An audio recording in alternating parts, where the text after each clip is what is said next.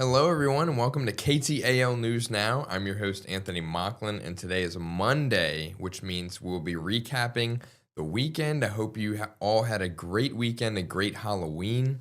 I loved seeing all of your costumes and everybody that shared costumes around the station because we had a costume contest on Friday here at the station. It was really cool to see how creative people were this year. I mean, people went all out, not just in the area, just on social media in general. Like, I've been seeing so many just creative costumes and things like, oh, like, why didn't I think of that? So it was really, really cool to see. But I hope, like I said, I hope y'all had a great weekend, a safe and great Halloween. And on today on KTAL News Now, we will be recapping some of the events that took place. And one of those involves SOSA, which is a nonprofit that stands for Safe from Online Sex Abuse. And they have been working with very closely with the Shreveport Police Department to ensnare predators who prey on minors for sexually, explicit activities and conduct. And the work that they do is really, really awesome. It's great that they are getting these people off the streets. I can't even imagine having to do that to somebody, or because the work that they do, it is not safe. Like, it is very dangerous stuff that they're doing. Like, these are very dangerous individuals. So credit to them for being brave enough to stick their neck out and put themselves on the line, essentially. Because what they do, if you aren't familiar with them or their content, they have a YouTube page that posts like all kinds of episodes where they go to different cities and help with the local law enforcement and work very closely with them to catch these predators in the act or before something happens. And they pose themselves. They have actors and actresses that work with them to pose as minors or online. And it just highlights the importance of being safe online, especially if you have children. Make sure that they're not talking to anybody that you don't know that is shady or anything. So it's extremely important to know that and enforce that on your kids, not to be overbearing or anything, but just to put them as out of as much harm's way as possible is always a good thing. So, but anyways, with their recent escapade, they actually released behind the scenes footage from a raid in early August, and KTAL's Dan and Jackie Jovic have more of that behind the scenes footage and what their mission is accomplishing. The suspect, our intention is the suspect comes in, he sees the decoy sitting in the park, we give the takedown. The takedown, I will give it to y'all. I'll have constant communication with the decoy at all time, and then I'll relay that through the radio. People that are preying on that are closeted know that. I don't know. I think that's treacherous to me. We're here for 5 days. We'll see what the next 4 days brings us. According to SOSA, their collected evidence in working with law enforcement has resulted in a 100% conviction rate for all adjudicated cases. To see more of this undercover operation, head over to the Shreveport Police Department's Facebook page. And if you want more information about this case specifically or SOSA, you can visit our website at ktalnews.com or visit SOSA's YouTube page, and that is SOSA, which stands for Safe from Online Sexual Abuse.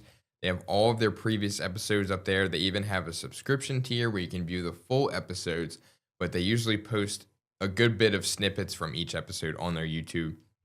And that, again, is SOSA, Safe from Online Sexual Abuse. And one thing that happened this weekend that went to a really good cause was the Salvation Army of Northwest Louisiana's Red Kettle Run. And this is their 5th annual run organized by their Women's Auxiliary. And I got to speak with Development Director Julie Allen last week. You can find that interview on our YouTube page at KTAL News. But for more information about the Red Kettle Run, KTAL's Melody Newsom has all the footage and sights and sounds from the run. The Salvation Army Women's Auxiliary hosted its annual Red Kettle Run at LSUS to fundraise programs that provide meals and support to those in need. Development Director Julie Allen says she knows the community will come together to get through these troubling times. We know it's very scary times, but we also know God's going to provide. And we know that God's going to provide great community members like you, like me, like our neighbors who are around us here this morning at the 5K, 10K, to be able to ensure that those who are hungry, those who need help with utilities, those who need help with just next steps and other support, that we're here for that. The Salvation Army has helped many families for over 150 years so that children and adults can continue to live their lives while trying to get back on their feet. I was fortunate enough to receive charity from the Salvation Army as a kid, and foundations similar to that, and so I know that some of these kids and some of these families need that type of support and love, and the Salvation Army is really good at giving that. Chairman of the advisory board, Jeff Johnson, says he's truly appreciative of the continuous support from the community. They could go to different runs, but they come and support our run, and we appreciate that. You know, going that extra mile, no pun intended, is something that we appreciate. And as you can see, this run supports all kinds of different local programs and families in need. It is such a good cause. All the funds and money that is raised for this foundation, it is really, really awesome to see. And if you want more information about the Salvation Army or how you can donate, you can visit our KTALnews.com website for more information, and everything you need to know will point you in the right direction to go wherever you need to donate and help support families in need. Especially with the holidays coming up, they are hiring bell ringers for the Salvation Army, and they offer paid positions and volunteer positions, so you can go out there and ring the bells and try to raise money for a good cause. So for more information on that, just visit our website at KTALnews.com. And if you're somebody who likes to wake up in the morning and grab a coffee before you head to work or school or anything like that, you'll be in luck, especially if you live in Texarkana, because they have just opened a brand new coffee shop in downtown Texarkana, and they launched their soft opening today where they have limited hours, but they plan to do a full-fledged opening about a month from now. And this new shop is described as a bougie vintage vibe, and KTAL's Alexandra Meacham has more on everything you need to know about the new location. Good Lux plans to offer coffees, teas, kombuchas, and healthy foods in a relaxed environment that pays homage to the history of the city and the building which used to house a railroad museum. This is the second family business the owners have opened, along with Salty Boutique and books. With this new store, they wanted to try something new themselves while introducing the community to some new concepts while being part of the revitalization of downtown. We want this to be a place that our kids can learn how business works and how to invest in your town, particularly the areas that might be forgotten like downtown. We're hoping to revive some of that, but we also want it to inspire other people and other families to try things they haven't tried before.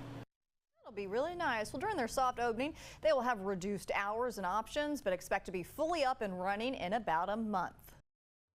And Good Lux is located on 202 East Broad Street in downtown Texarkana. For more information about the shop, its hours, and everything you need to know about the menu, you can visit our website at KTALnews.com. And looking ahead to kind of a recap of the football that was played this weekend, specifically the New Orleans Saints game. If you're a Saints fan, you'll know this one was a doozy, and they went on the road to the Los Angeles Rams and got absolutely destroyed, 34-10. Really not a whole lot to take away from this game. LA was rolling. They had over 430 yards of offense versus the Saints 224. So it's just a complete demolition of New Orleans in this one, unfortunately. And Matthew Stafford, the quarterback for the Rams, had an elite game. He threw for 281 yards and 4 touchdowns. 2 of those went to wide receiver Devontae Adams, and that brings his touchdown total to 7 on the season.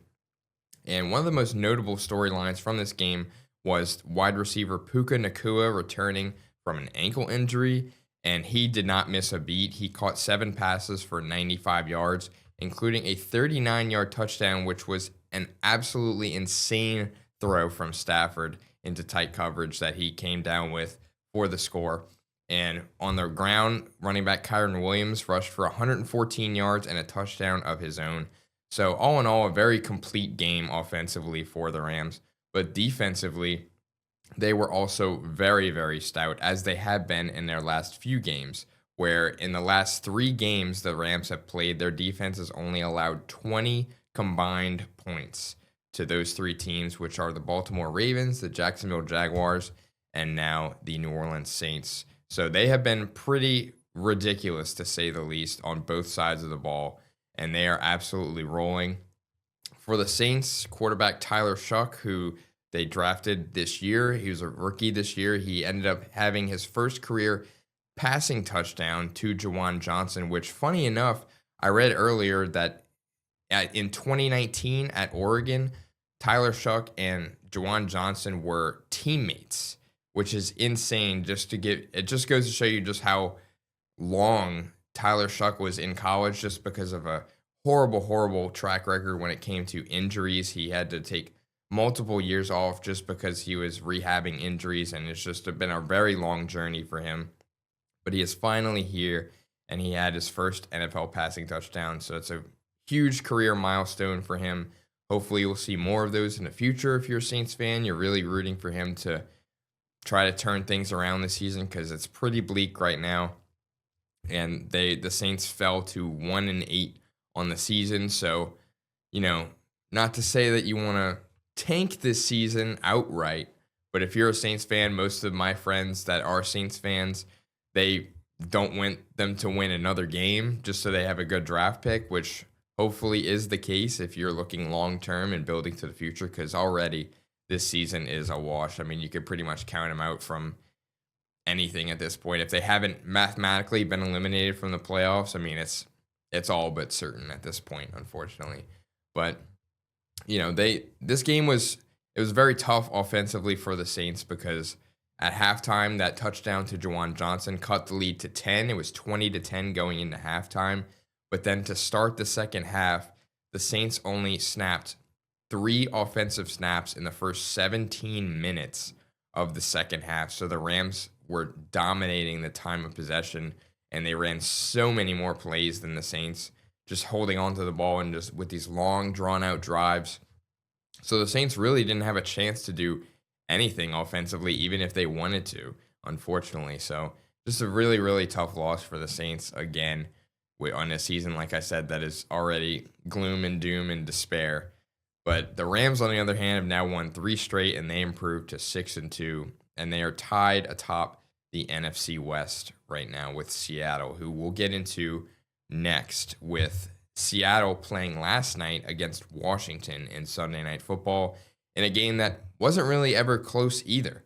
And they ended up winning this game 38-14 thanks to a monster first half from quarterback Sam Darnold.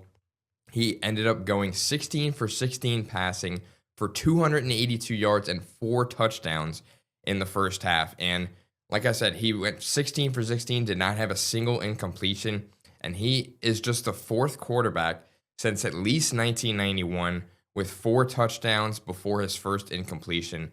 And that is just absolutely absurd. They did whatever they wanted to Washington against a team that is absolutely battered on both sides of the ball right now.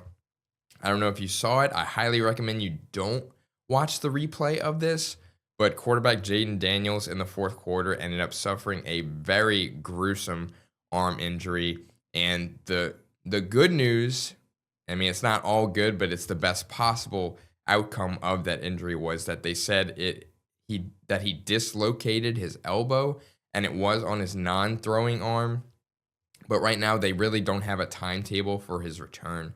So I don't even know if you want to bring him back this season, with how bad they've been as a whole. And, it's just a very, very tough situation, especially considering the fact that they were down almost 30 points and he's still playing in the game, and he gets hurt like that. You just hate to see stuff like that especially if you're an LSU fan who has followed Jaden Daniels from college to the NFL now, and you're a big fan of him. It's really, really tough to see him go down like that in, a meaningless fourth quarter when you've already lost the game essentially. But on the Seahawks side of the ball, JSN, Jackson Smith and Jigba, he went off again. He has been absolutely insane. I want to say in fantasy football, he's been the number one wide receiver in total points and yards and receptions and everything of that nature. And he went off again with 8 catches for 129 yards. And he actually set a franchise record he tied the franchise record for his 6th 100-yard receiving game this season. And I wouldn't be surprised if he breaks that next week in their next game, because he has been on an absolute tear. I mean, we are only a little over halfway through the season, so it's very well in the realm of possibilities. And a lot of people were getting involved early for the Seahawks, where rookie Torrey Horton ended up catching 2 touchdowns to go up to 3 touchdowns total on the season. And one of those he scored, and then the Commanders fumbled the ensuing kickoff, and then they got the ball back, and then Sam Darnold hit Elijah Arroyo, the tight end rookie, for his first touchdown, which was, they were getting a lot of guys who aren't these big names involved, so that was great to see them getting involved in the scoring, and it was an absolute rout of Washington. But Seattle improves to 6-2 on the season. Like I said, they're tied among the NFC West with the Rams for first place in the division. We'll see who comes out on that one. I think it's anyone's game at this point. If I had to pick, I'd maybe go with Seattle, just because they have absolutely been rolling. And the Rams, they've been really good the last 3 games, but we'll see if they can keep piecing things together. But, that was a very impressive showing for Seattle. I know Washington's defense, like I said, is very battered right now.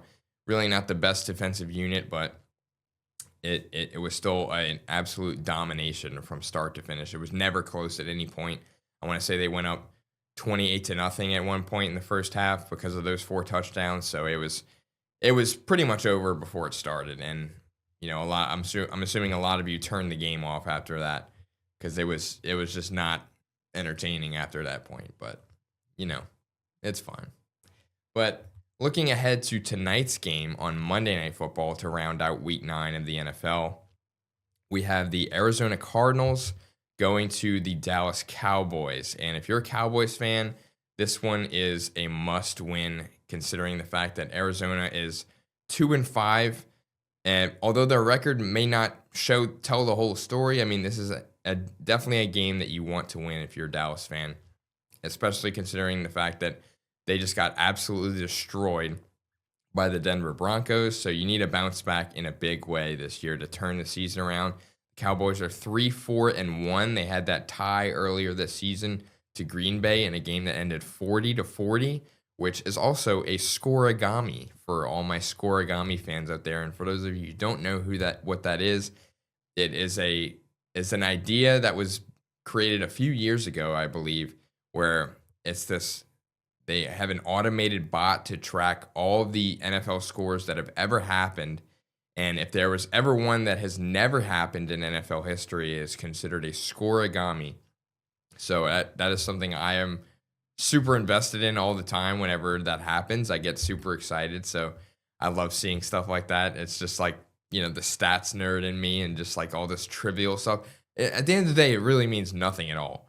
But, it's just fun to keep track of. But anyways, Arizona, they're 2-5. They have lost all 5 of their games by a combined 13 points, which is even crazy to say, let alone read. I mean, that is just negligible losses when it comes to, field goals at the last second, or just like very late lead changes. Like, that has got to be the toughest thing to just barely lose each week. And that is just, like I said, a really tough pill to swallow if you're a Cardinals fan. But quarterback Jacoby Brissett has stepped in. This will be his 3rd straight start after quarterback Kyler Murray went down with a foot injury, and he has missed the last 2 games, although he will be active tonight.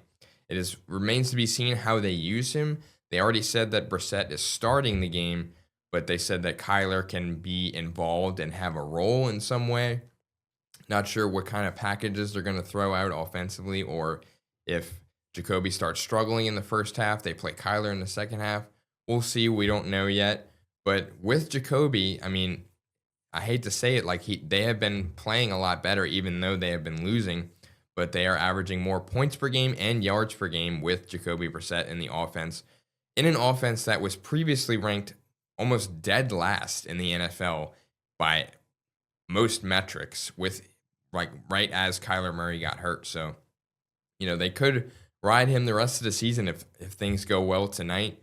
But he's been pretty serviceable for them. He's thrown for almost 600 passing yards, 4 touchdowns, and an interception in the 2 games that he's started. So that's pretty good out of a backup. That's exactly what you want out of your backup quarterback, to fill in a spot like that. Like I said, even though they've been losing games, that is still, they still keep them in the game to be able to put them in that position to win the game potentially if all the cards fall the right way. But their offense has been rejuvenated with him, like I was saying, and that is hugely in part to not just Jacoby Brissett, but the talent around him, including tight end Trey McBride, who has arguably been the best tight end this season. He leads the team in receptions, yards, and touchdowns, and he is just the 3rd tight end ever with 5 or more catches in each of his first 7 games, which is insane. Just the amount of consistent production that they've gotten out of him.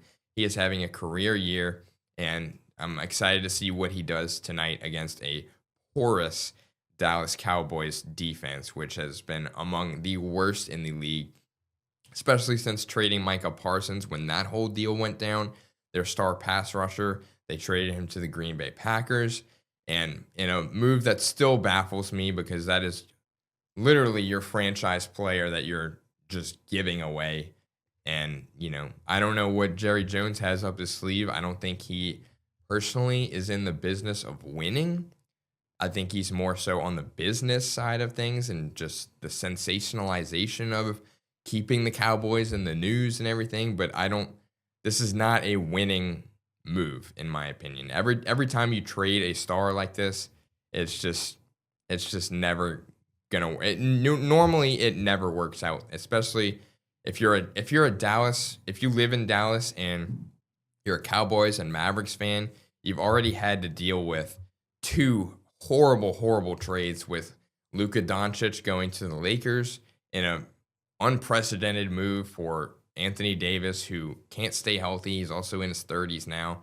And, that's 2 franchise player for 2 major sports teams in Dallas that get traded in one offseason. So that is just really, really tough to see. A very tough pill to swallow if you are a Dallas sports fan, unfortunately. But going back to tonight's game and previewing that game, the rushing attack of Arizona has been pretty spotty, despite being, like I was saying, with Trey McBride and relying on that passing attack. Their running game has been left up in the air, essentially. After James Conner went down with a season-ending foot injury, they've kind of been a carousel, or a revolving door, if you will, of running backs, and there really hasn't been a clear-cut guy that has emerged from the backfield. They've been rotating Michael Carter, Amari DeMarcado, and Bam Knight, who is a rookie this year, and he actually had a pretty decent game last week, so